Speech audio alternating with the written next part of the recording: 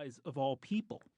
But those citizens, in turn, will be able to see far over the surrounding lowlands. At a glance, they will see rich plains stretching in every direction. They will seek dominion over those plains and their scattered inhabitants, whether through purchase and treaties or confiscation and war. Beyond the plain, they will find oceans to harvest and traverse. They will meet enemies on the seas, and to defeat those enemies, they will build a navy. In faraway ports, they will find wealth and wonders, but also double-dealing and cruelty, arousing their appetite and greed, but also their conscience and charity. And in mixing with the world, they will become part of the world. Yet, they shall still think of themselves as a city upon a hill.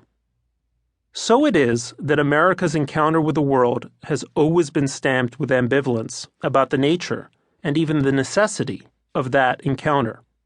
It is an ambivalence that has often been overcome because the temptation was too great, as it was with the war with Mexico, or because the danger was too great, as it was during the Cold War. But the ambivalence has never been erased. Nearly 240 years after our birth, we Americans haven't quite made up our minds about what we think of the rest of the world. Every now and then, we're tempted to return to our imaginary city, raise the gate, and leave others to their devices.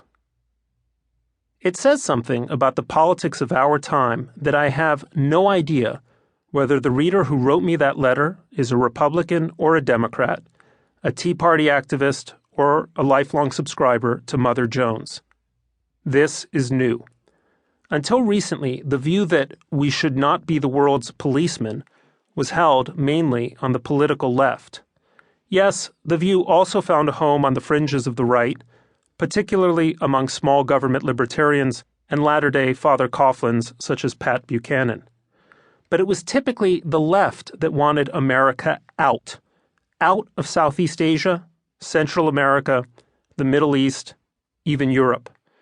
And it was usually the left that made the case for a reduced role for the United States in global politics and for a radical rebalancing of spending priorities from guns to butter. The case for America out is still common on the left, but now it's being made from within the mainstream of the conservative movement.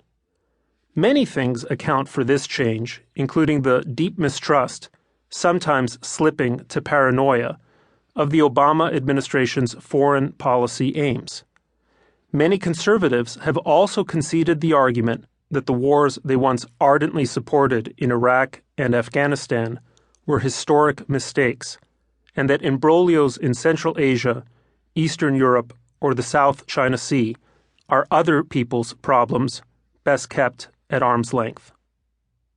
The upshot is that there is a new foreign policy divide in the United States cutting across traditional partisan and ideological divides. It's no longer a story of mostly Republican hawks versus mostly Democratic doves. Now it's an argument between neo-isolationists and internationalists, between those who think the United States is badly overextended in the world and needs to be doing a lot less of everything, both for its own and the rest of the world's good, and those who believe in Pax Americana, a world in which the economic, diplomatic, and military might of the United States provides the global buffer between civilization and barbarism. Some readers of this book will reject these categories. They will note that there are vast differences between liberal and conservative internationalists, between, say, Samantha Power, President Obama's ambassador to the United Nations, and John Bolton, her predecessor in that job under George W. Bush. Or they will claim that the term neo-isolationist is a slur on people who really should be thought of as non-interventionists or simply realists. They will point out that labels often do more to cloud thinking than to clarify it. They're right, up to a point. But labels also capture emotional reflexes, ideological leanings, and tendencies of thought that in turn help predict policy preferences and political behavior.